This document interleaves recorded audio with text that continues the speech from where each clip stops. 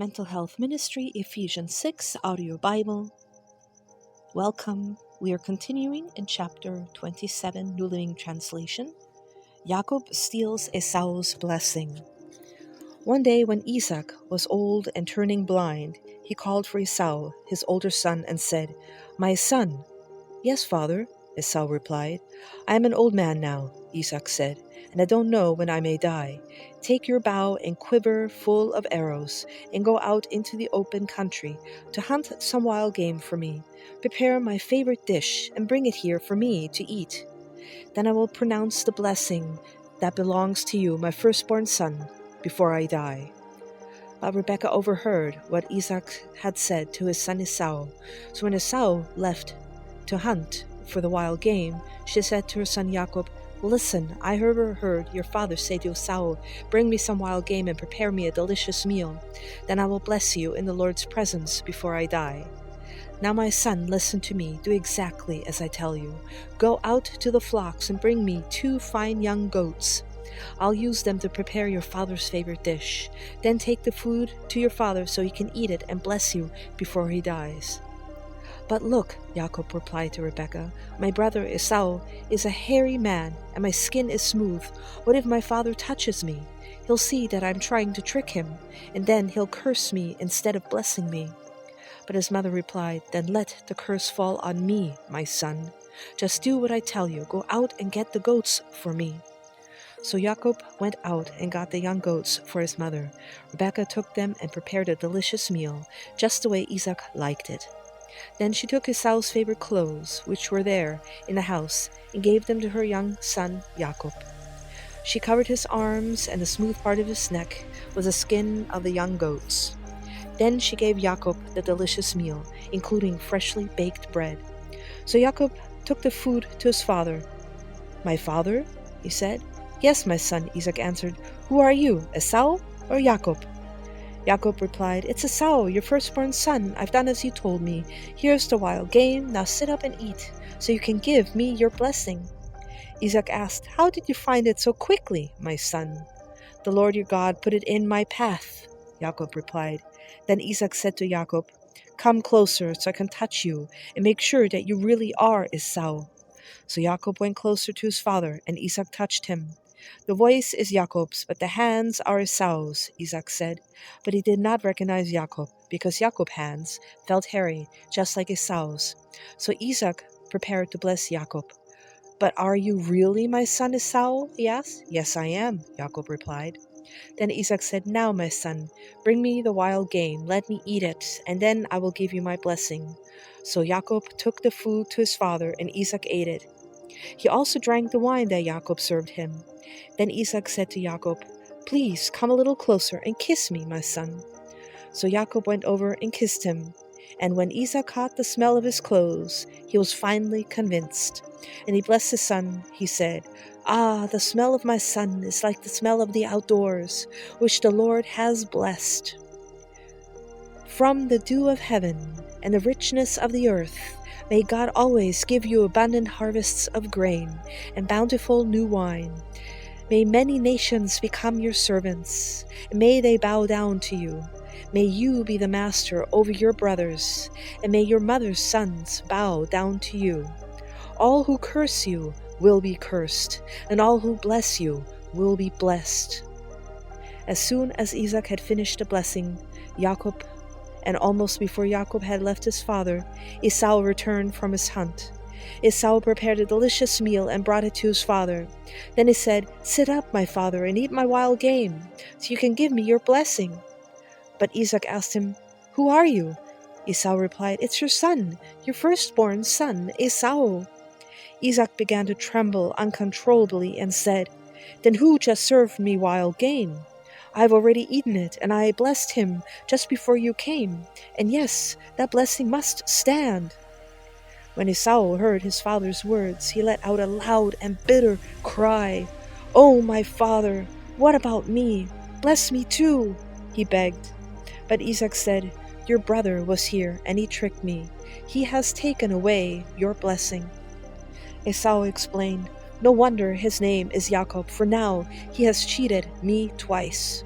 First he took my rights as the firstborn, and now he has stolen my blessing. Oh, haven't you saved even one blessing for me?" Isaac said to Esau, "I have made Jacob your master, and have declared that all his brothers will be his servants. I have guaranteed him an abundance of grain and wine. What is left for me to give you, my son?" Esau pleaded, "But do you have only one blessing? Oh, my father, bless me too." Then Esau broke down and wept. Finally his father Isaac said to him, "You will live away from the richness of the earth, and away from the dew of the heaven above. You will live by your sword, and you will serve your brother. But when you decide to break free, you will shake his yoke from your neck." Jacob flees to Padan Aram. From that time on, Esau hated Jacob, because their father had given Jacob the blessing. And Esau began to scheme, "I will soon be mourning my father's death. Then I will kill my brother Jacob." But Rebekah heard what Esau's plans were. So she sent for Jacob and told him, "Listen, Esau is consoling himself by plotting to kill you. So listen carefully, my son. Get ready and flee to my brother Laban in Haran. Stay there with him until your brother cools off. When he calms down and forgets what you have done to him, I will send for you to come back. Why should I lose both of you in one day?" Then Rebekah said to Isaac, "I am sick and tired of these local Hittite women.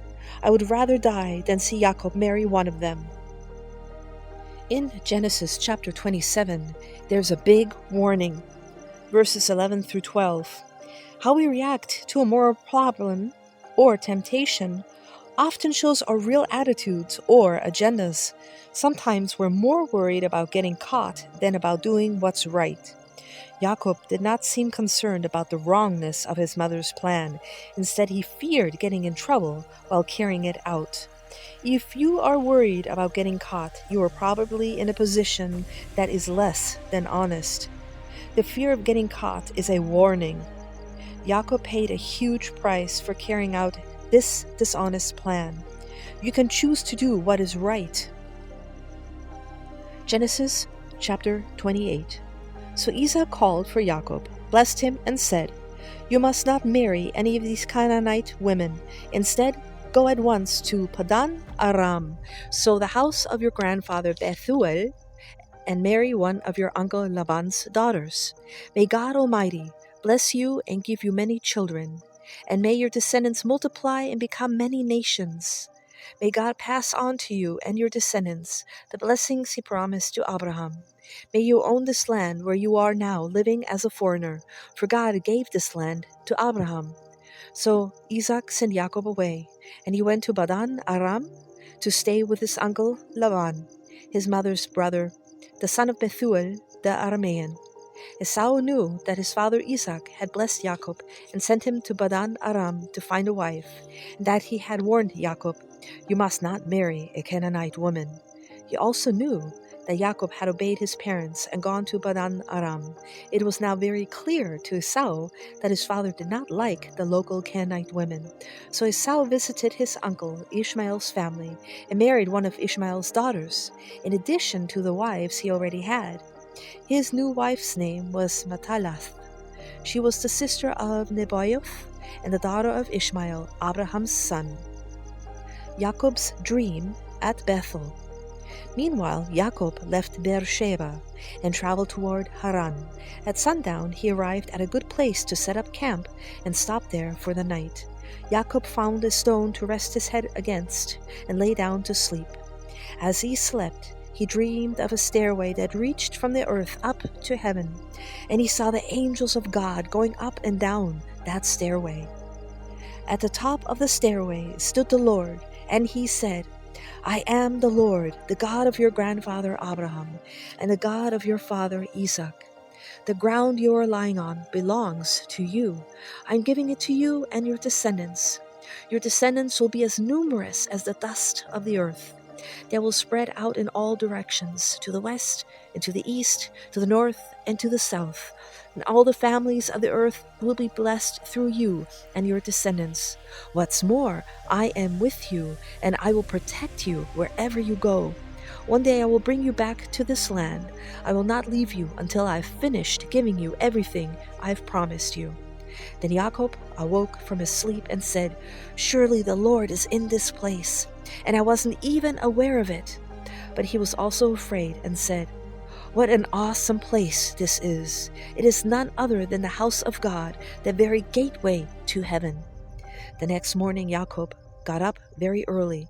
He took the stone he had rested his head against, and he set it upright as a memorial pillar. Then he poured olive oil over it. He named that place Bethel, which means house of God, although it was previously called Luz. Then Jacob made this vow: "If God will indeed be with me and protect me on this journey, and if he will provide me with food and clothing, and if I return safely to my father's home, then the Lord will certainly be my God. And this memorial pillar I have set up will become a place for worshiping God, and I will present to God 1/10 of everything he gives me." Take note before we go to chapter 29, as we finish chapter 28, it says, "I will give God 1/10 of everything he gives me." That is where the tithing of 10% comes. That is where we find it here in chapter 28. Well, we need to own our own faith, as we see in chapter 28, verse 10 through 15. God's covenant promise to Abraham and Isaac was offered to Jacob as well, but it was not enough to be Abraham's grandson. Jacob had to establish his own relationship with God. We cannot inherit a relationship with God from our parents or grandparents. Our faith has to be our own. Hearing wonderful stories about Christians in your family is great, but you need to become part of the story yourself.